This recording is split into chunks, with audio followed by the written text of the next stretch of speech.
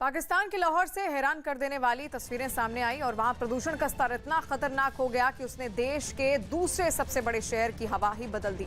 हालात इतने खराब दिखे कि दिन में ही अंधेरा छा गया। जहां तक नजर गई वहां तक धुंध ही धुंध नजर आई। प्रदूषण की वजह से सूरज की रोशनी भी ठीक से जमीन तक नहीं पहुंच पाई, जिसकी वजह से दोपहर में शाम जैसा मंजर दिखाई देने लगा।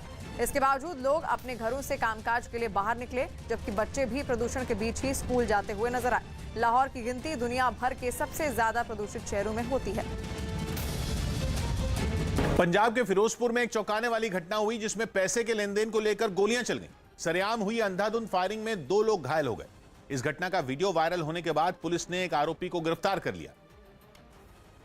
लेकिन इस विवाद का जो वीडियो सामने आया, उसमें 2 लोग दिन दहाड़े बेखौफ होकर गोलियां चलाते नजर आए। इस दौरान ये लोग गाली गलौज भी करते रहे।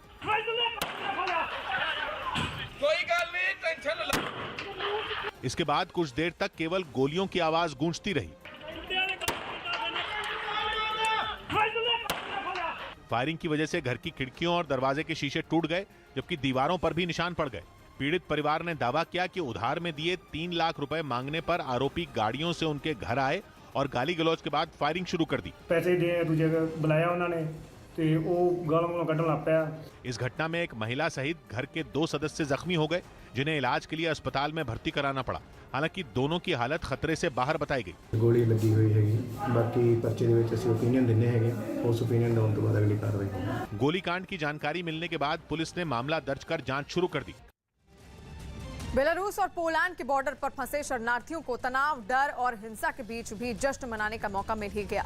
करीब 10 दिन से बॉर्डर पर अटके लोगों को जब पता चला कि इनकी मुश्किलों पर जर्मनी की चांसलर एंजेला मर्केल और बेलारूस के राष्ट्रपति अलेक्जेंडर के बीच बात हुई, तो जिंदगी और मौत जैसे हालात के बीच झूल रहे इन शरणार्थियों ने जश्न मनाना शुरू कर दिया। सामने आई तस्वीरों में शरणार्थी नाचते गाते हुए नजर आए। जबरदस्त ठंड से बचने के लिए जो आग जलाई गई थी, शरणार्थी उसी के इर्द गिर्द इकट्ठा हो गए और जश्न मनाने लगे। बेलारूस की तरफ से हजारों की संख्या में आए ये शरणार्थी पिछले 10 दिनों से बॉर्डर पर डटे हुए हैं और किसी तरह पोलैंड के रास्ते यूरोप में घुसने की कोशिश कर रहे हैं, लेकिन पोलैंड इसके लिए तैयार नहीं है।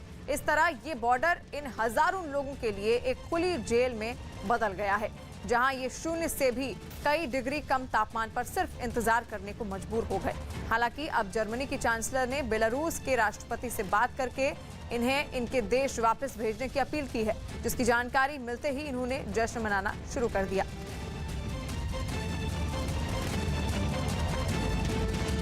चीन को नाकों चने चबाने के लिए ताइवान ने अपने यहां अमेरिका से मंगाए F-16V लड़ाकू विमान तैनात कर दिए। चीन ताइवान को अपना हिस्सा मानता है और उस पर कब्जा जमाने के लिए उसने पिछले साल से अघोषित युद्ध सा छेड़ रखा है।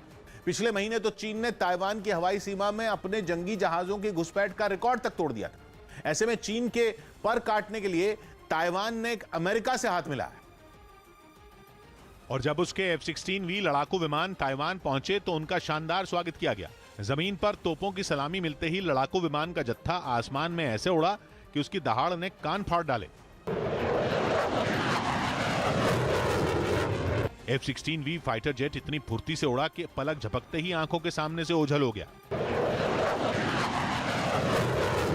बिजली जैसी रफ्तार के साथ F-16V लड़ाकू विमान ने आसमान में ऐसे करतब किए कि नीचे जमीन पर मौजूद लोग हक्के बक्के रह गए।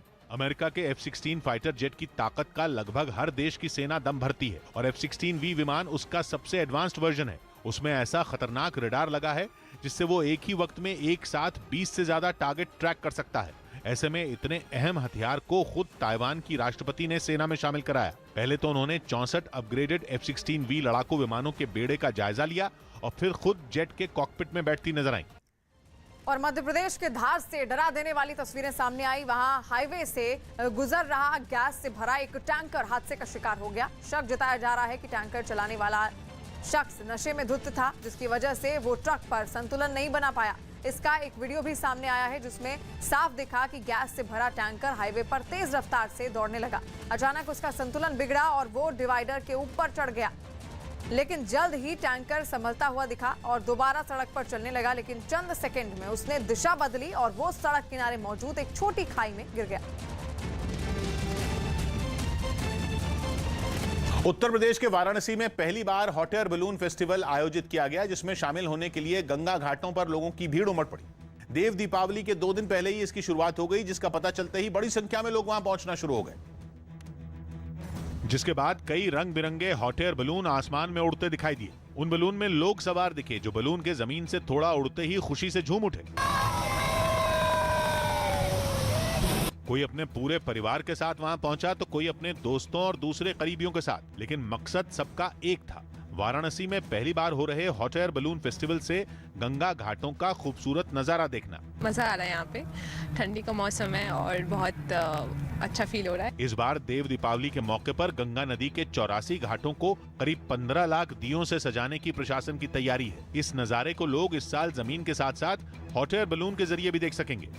और उत्तराखंड के श्रीनगर से एक डराने वाली तस्वीर सामने आई है। वहां अलकनंदा नदी में अचानक बड़ा पानी लोगों की जान के लिए आफत बन गया, जिसकी वजह थी डैम के गेट खोले जाना। इसके बाद अलकनंदा नदी के किनारे काम में लगी खुदाई करने वाली मशीन तक डूब गई। हालांकि राहत की बात यह रही कि इसमें मौजूद 2 लोग जैसे तैसे तैरकर किनारे तक पहुंच गए। और अलीगढ़ मुस्लिम विश्वविद्यालय में कुछ छात्रों ने